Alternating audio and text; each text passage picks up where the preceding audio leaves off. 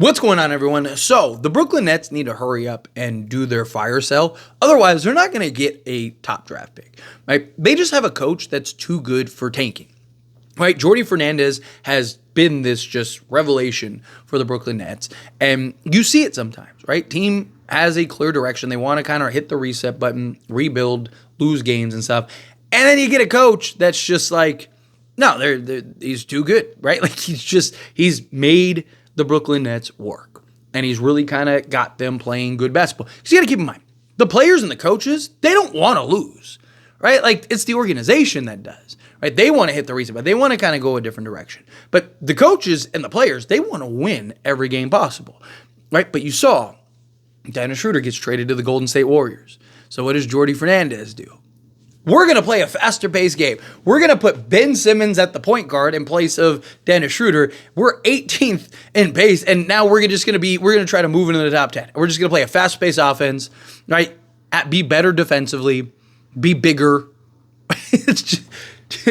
If I'm Sean Marks and the Brooklyn Nets, I'm like, dude, we're trying to lose here, right? We're trying to tank for flag here. You know, we're trying to go this direction, right? The Nets might not be able to sell off pieces fast enough because they want to have a fire sale and they want to start losing, but the Nets have other plans, or at least the players and the coaches, right? Again, Fernandez is not playing games. You got to give him credit. But in all seriousness, right, it's interesting because the Nets may have kind of reset the market a little bit, right? So they had their asking prices for all their guys, right? They wanted a first for Dennis Schroder. They didn't trade him for a first, right? They traded him for a couple seconds. You know, they have several other guys. They have, Dorian Finney-Smith they want a first for. I've said I don't believe they get a first for Dorian Finney-Smith. They have been trying for years now.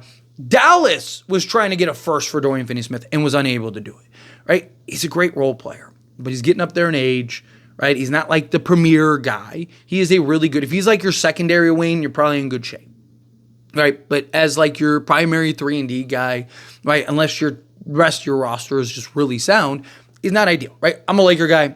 I really want Dorian Finney-Smith on the Lakers. I've talked heavily about it, but I've even said Dorian Finney-Smith by himself doesn't change. Like, it makes us better, but it doesn't change everything. Like, not like, oh, Lakers got Dorian Finney-Smith, that's it.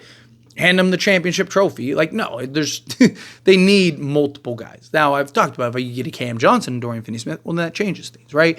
But they have already started lowering their asking prices. Now you've heard Kyle Kuzma's asking price go from 2 firsts to 1. Jeremy Grant's gone from 2 firsts to 1.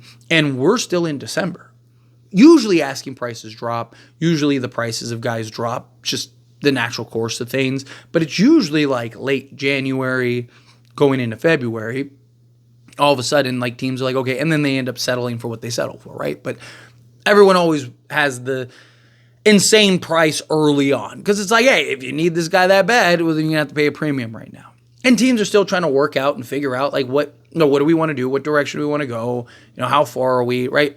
Nets have been linked to, like, Jimmy Butler and Giannis and all that stuff. And, early on it was like, do we kind of wait and see, like, does Giannis become available? Like, what if he does request a trade, right? Do we want to sell off all our guys and now we can't go trade for Giannis, right? Like, there's things here where, like the Nets, it was in their best interest early on to kind of stay patient, stay the course. But, again, they were kind of winning, right? Right now, they are 10-16. They are the 11th seed in the Eastern Conference. They're only a game and a half out of the 8th seed. They're only 2 games out of the 7th seed, and they're only 3 games out of 5th, right? Like, you go on a significant streak. Like, if Jordi Fernandez slots Ben Simmons as your point guard, and they go on like a 5-game, 6-game win streak because now they're just a completely different look, right? They're playing at a faster pace. Teams now got to adjust and, kind of get the film and tape on the new look Nets and the way that the Nets are performing. Right, like they could look up and be like the 5th seed or the 6th seed in the Eastern Conference, right? Like, and that's not where they want to be. They want to be towards the bottom, right? They want to be one of the worst teams, especially in this draft. This is a draft that is, as long as you are in the top 10, you're probably getting, a franchise caliber guy, right? And many people think it's even deeper than that, right? And lot of conversations like this first round is just littered, maybe not with stars, but just guys that could come in and play a real role and be real players. Like this draft is looked at as one of the deepest drafts in a long time. Next year's draft is supposed to be pretty good as well. So, if you're the Nets, now's kind of the time that you want to start doing this stuff. Now's kind of the time where you want to start making these moves and kind of having these fire sales and getting off of guys, right? So I could see the Brooklyn Nets start to really, okay, fine.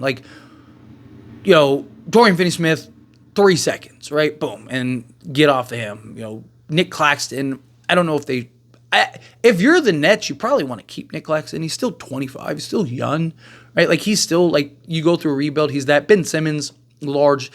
Ben Simmons, there's an argument to maybe keep him and just let his money fall off so you have the flexibility. But then there's also if you can get a nice return for him, you're not going to get a star player return or anything like that, but you could maybe get, a couple firsts for a team that just wants to kind of hit the reset button because he has a $40 million expiring contract. So you might get a team that's hey, we got all these contracts we want to get off of and kind of hit the reset button. Can we do a swap? We'll give you a first or something like that, right? You see that happen quite often. So the Nets are in good position because they got a lot of players that teams are going to want. But Cam Thomas, Nick Claxton, those are the guys I'd probably keep unless you can get a nice return. I don't think anyone on Brooklyn should be untradeable, right? If you're really going to hit the reset button, everyone should be on the table, right? If you can get a bunch of assets and young players and picks and whatever, right? Yeah, I think you do that. But I do think you want at least a foundation.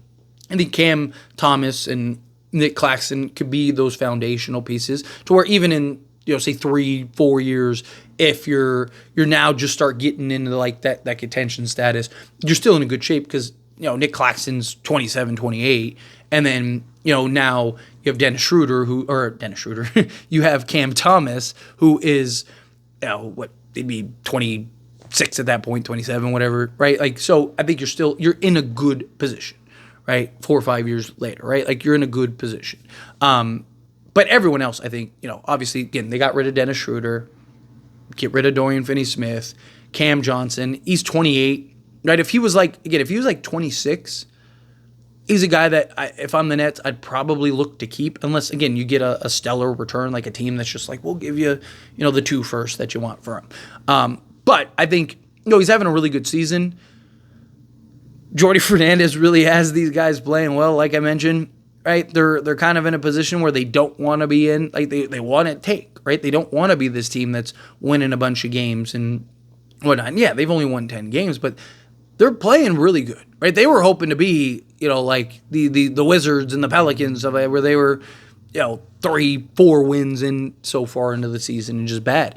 And they're going to win a lot of games just because the coach is competent, right? And the coach is hey, I can make these guys work. I can, do whatever I need to do. And it's also, on the bright side, though, if you're the Nets, you're looking at Jordi Fernandez, and you're okay, he's able to do this with the talent we have now. Imagine if we actually put a team around him. And it's sending a signal to, other players and star players, stuff like that, right?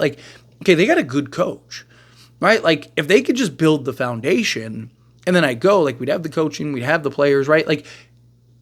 It's a good thing that Jordi Fernandez has done what he's been able to do thus far, given all the circumstances, given the position that the Nets are in, right? Given what the front office and organization as a whole wants for this team, right? So there are some definite benefits and some pros there if you're the Nets, right? And then, like I said, kind of sending that sort of bat signal to all these stars on other teams, right? Because the Nets, every time a star becomes even potentially available or rumored to be available, you get the reports that it's oh, the Brooklyn Nets might be a player, right? Giannis, Brooklyn Nets, Jimmy Butler, Brooklyn Nets. Saw Kyrie and KD go to the Nets, right? So if you're the Nets, right, you want to kind of maintain that and be that team. But I think you need to hit the reset button, and then, especially also if you get all these young assets, you get all these young players, you get all this tradable stuff, right? And a star does come, well, then now you're in a position where you can take all that stuff and say you go and sign a star, you could take all that stuff and go trade for another star and get the pieces that you need. So I think you'd be in a good spot, in a good position. But anyway, as always, this is a discussion, and I pass a question on you. Let me know your thoughts and opinions down in the comments below. What do you think? How do you feel? What are your thoughts? Do you agree with me? Do you disagree with me? Kind of mixed in the middle. What do you think of Jordi Fernandez and the Brooklyn Nets? Do you think, yes, they need to have a fire sale sooner rather than later? How do you feel? Whatever your thoughts are, I'd love to hear it. So let me know down in the comments below. That being said, if you haven't liked this video, hit that like button. Helps me a lot. So we enjoy these types of videos, and I truly appreciate it. Not subscribe to the channel, hit that subscribe button. Turn on the bell notifications. Appreciate y'all. See you in the next one. Thank you.